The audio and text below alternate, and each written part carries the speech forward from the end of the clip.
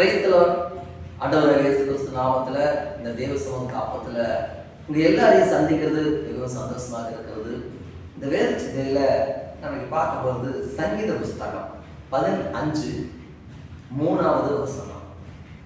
அவன் தன் நாவினால் புறங்கூறாமலும் தன் தோழனுக்கு தீங்கு செய்யாமலும் தன் அயலான் மேல் சொல்லப்படும் நிந்தையான பேச்சை எடுக்காமலும் இருக்கிறான். ஆமென்.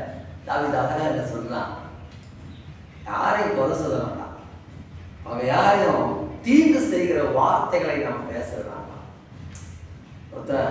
ஒரு காரியங்களை செய்யலாம், நான் முயற்சி பண்ணி தொழில் செய்யறேன், நான் எப்படியாவது வளர விரும்புறேன், நான் பிரயாசப்படுகிறேன் அப்படின்னு உங்ககிட்ட ஒரு ஆலோசனை கேட்டாங்கன்னா, இதெல்லாம் நடக்காதுப்பா, இதெல்லாம் உன்னால முடியாதுப்பா அப்படின்லாம் நீங்க பேசாதீங்க.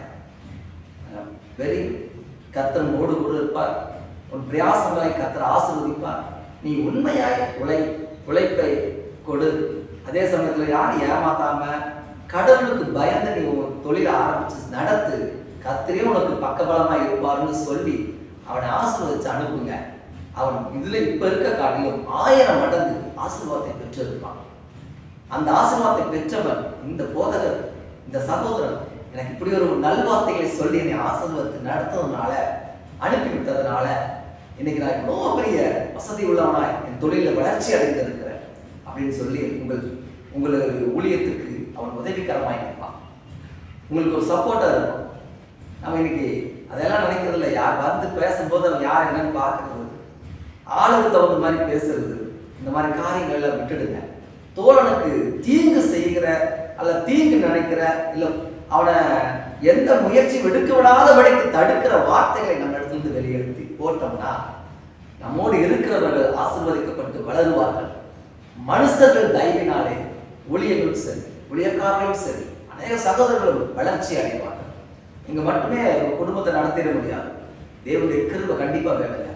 நம்ம மட்டுமே ஊழியத்தை செஞ்சிட முடியாது. தேவனுடைய கிருபை கண்டிப்பா வேணும்.